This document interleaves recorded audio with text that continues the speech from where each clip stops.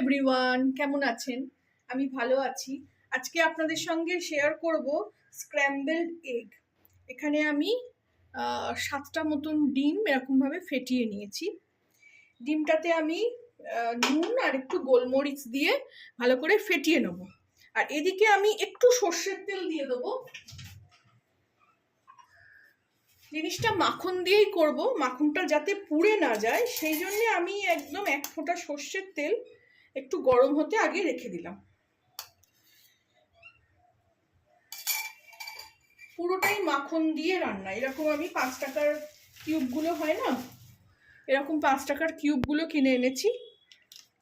সবসময় মাখন খাওয়া হয় না, ওই বেশি ওই জন্য কিনি না, কমই কিনি। আর এদিকে আমি একটাকে ফেটিয়ে নিয়ে ফিরছি।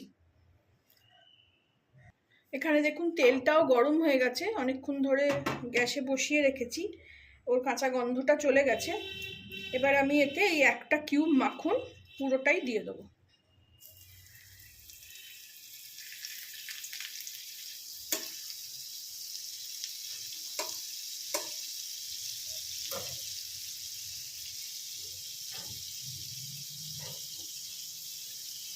এগুলো একটু তাড়াতাড়ি করতে হবে যাতে মাখনটা পুড়ে না যায়। পুড়ে গেলে কিন্তু খাবার টেস্টটা অন্যরকম হয়ে যাবে।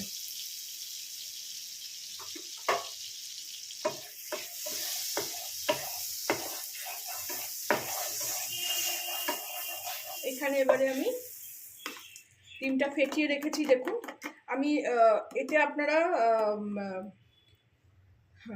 চিলি ফ্লেক্স দিতে পারেন, কিন্তু আমি চিলি ফ্লেক্স খাই না, খাবো না বলে কাঁচা লঙ্কা একটু কেটে দিয়েছি। আর এতে একটা অরিগানো, ওই পিৎজা খেলে অনেক সময় আসে না অরিগানো, ওই একটা দিয়েছি। দিয়ে নুন, গোলমরিচ আর অল্প একটু দুধ দিয়ে ভালো করে এটাকে আমি ফেটিয়ে নিয়েছি, যেরকম অমলেট করতে গেলে আমরা ডিমটা ফেটাই।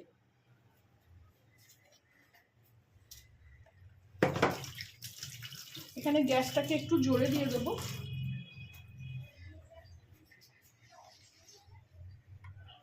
এইভাবে যেই জমাটটা বাঁধবে এরকম ভাবে সরিয়ে সরিয়ে দিতে হবে।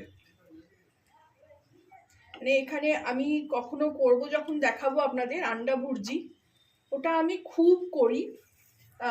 কিছু কিছু খাবারের না থাকলে ওরকম আন্ডা ভুর্জি করে নিলেই খাওয়াটা হয়ে যায়। কিন্তু এটা আজকে দেখাচ্ছি আমি একটু অন্য প্রসেসে, মানে একদম এটাকে গুঁড়ো গুঁড়ো করে ভেঙে ফেলবো না। আঁচটাকে বাড়িয়ে দিয়েছি এখানে।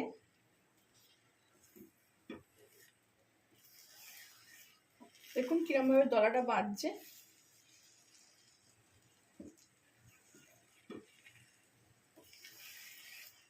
এরকম আস্তে আস্তে করে টুকরো টুকরো করে ভেঙে এরকম উল্টে দেবো।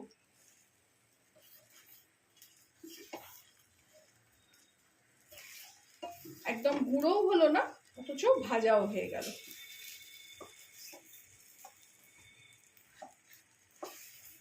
এটা আমি নতুনই দেখেছি ফেসবুকে।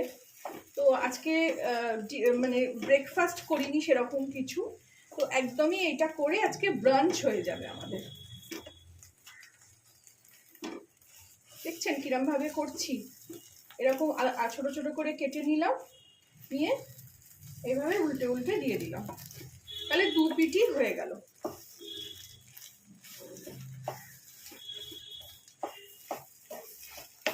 আঁচটা একটু কমিয়ে দিলাম, একটু টুকরো টুকরো করে ভেঙে নেবো, খুব একটা একদম কুচি কুচি করে দেবো না।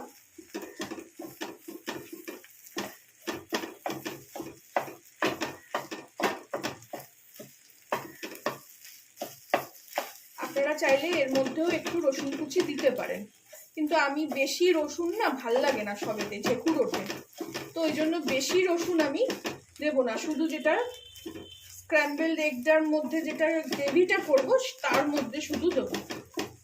দেখুন আমার ডিম ভাজা হয়ে গেছে। এবার এটাকে আমি নামিয়ে রাখবো, মানে সরিয়ে রাখবো, রেখে দিয়ে আমি ফিরে আসলাম সমস্ত কিছু রেডি করে। ডিমটা তো আগেই ভেজে নিয়েছি, ডিমটা ভেজে এই যে তুলে রেখেছি, যেখানে ডিম ফেটিয়েছিলাম তার মধ্যেই তুলে রেখে দিয়েছি। দেখা গেল কি এই যে আমার একটু ওই বাতি কাছে যে আঁশটানি আঁশটানি গন্ধ। আর দেখুন এখানে দুটো মাখনের কিউবকে আমি এই আঁচের গোড়ায় রেখে দিয়েছি, তো দুটোই গলে গেছে। এবার এই দুটোকে দিয়ে দেবো।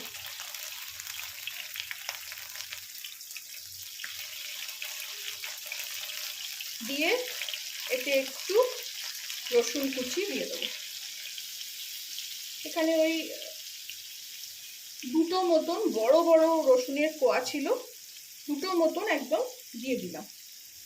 দিয়ে এটাকে একটু খানিকক্ষণ ভাজবো। তার সঙ্গে যেহেতু আমি চিলি ফ্লেক্স খাবো না, সেই জন্য একটু কাঁচা লঙ্কাও দিয়ে দিলাম।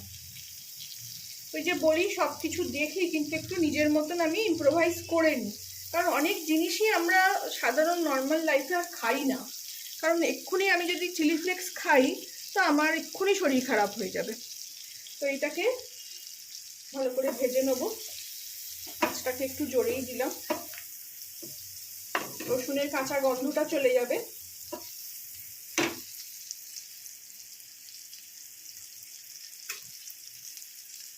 এই মাখনের কিউবগুলো আগে 5 টাকা করে ছিল, এখন সেগুলো 9 টাকা করে হয়ে গেছে।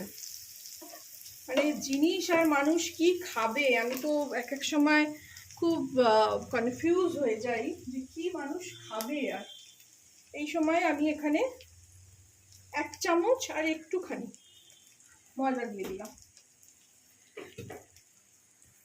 ময়দাটাকে দিয়ে এটাকেও ভালো করে নাড়িয়ে নেব, মানে ময়দার কাঁচা গন্ধটাও যাতে চলে যায়।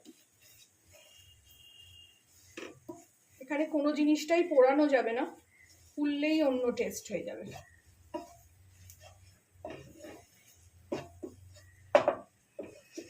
দেখেই এত ভালো লাগছে।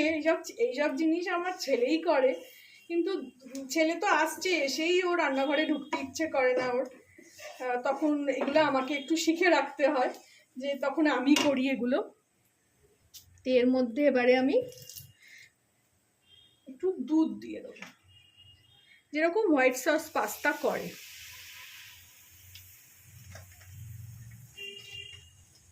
দুধ দিয়ে দেবো, তার সঙ্গে সঙ্গে 3টে অরিগ্যানোর প্যাকেট এই যে খুলে রেখেছিলাম। এগুলো সব পিৎজা খেলে আসে, এত লাগে না, সব রেখে দিই আমি। একটু গোলমরিচ দিয়ে দেবো। গোলমরিচও আমি বড় প্যাকেট কিনি একেবারে, দেখুন বুঝতেই পাচ্ছেন এত বড় প্যাকেট। এগুলো সব না খুব আয় দেয়, একসঙ্গে বড় কিনে রাখলে ওই বারবার কুচকুচ করে কেনা ভাল লাগে না। এই দেখুন ক্যাচের, আর কি ঝাঁঝ শুকনো মানে গোলমরিচটা আমি ঢেলে রাখলাম, প্রচন্ড ঝাঁঝ। তারপরে আমি এতে একটু, যেহেতু অরিগানো দিয়েছি ওতে নুন থাকেই, আমি এখানে অল্প নুন দেবো।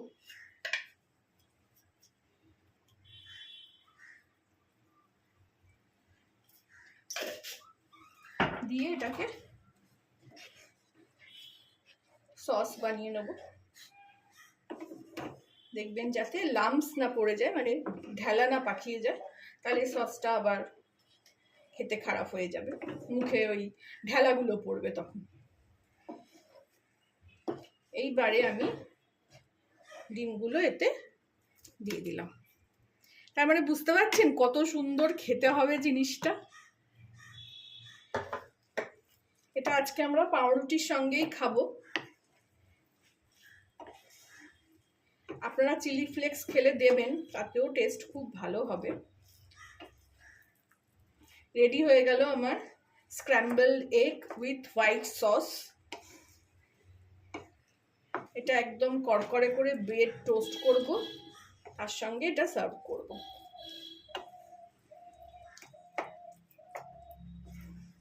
রেডি হয়ে গেল, এটা এবার সার্ভ করব। ভালো লাগলে আপনারাও এরমভাবে করবেন যেভাবে আমি শেয়ার করলাম। আমার চ্যানেলটাকে একটা লাইক, শেয়ার অ্যান্ড সাবস্ক্রাইব করে দেবেন। Thank you for watching. এর মধ্যে আপনারা চাইলে একটু ধনেপাতাও দিতে পারেন, কিন্তু আমার কাছে আজকে সেটা নেই, তো আমি ওই জন্য দিতে পারলাম না। দেখতেও কত সুন্দর লাগছে। সার্ভ করে তারপরে আপনাদের দেখাচ্ছি। এইখানে দেখুন এই প্যানটাকে আমি ধুইনি, এর মধ্যেই আমি পাউরুটিগুলো সেঁকে নেব। তাতে একটু ওই সসের গন্ধটা, রসুনের গন্ধটা সব এসে যাবে।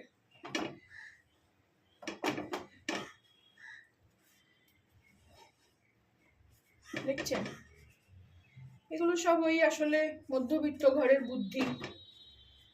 বেশি আর মাখন টাখুন খাবো না, ওতেই মাখন অনেক দেওয়া আছে। আর এটা দিয়ে ওটা খেলে তাহলে আর মাখনের দরকারও হবে না। এইভাবে আমি সেঁকে নিয়ে আপনাদের দেখাচ্ছি। এটাকে আমি এরকম কম আছে এইভাবে এক এক পিঠ এরকম হালকা হালকা করে সেঁকে নেব।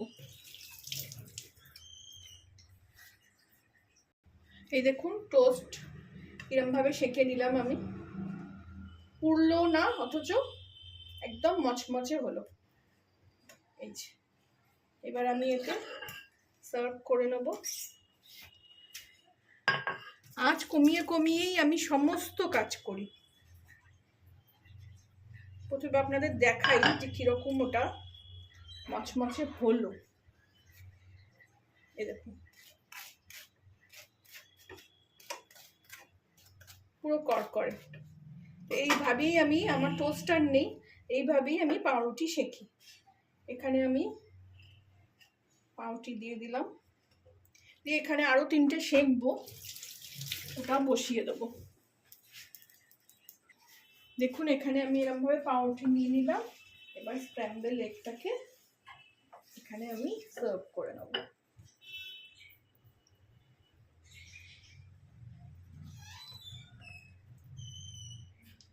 আপনারাও এরকম ভাবে বানাবেন। খুব সুন্দর অরিগানোর, মাখনের, রসুনের গন্ধ আসছে। আপনারাও এইভাবে বানাবেন, আমাকে জানাবেন কেমন লাগলো। ভালো লাগলে আমার চ্যানেলটাকে একটা লাইক, শেয়ার এন্ড সাবস্ক্রাইব করে দেবেন।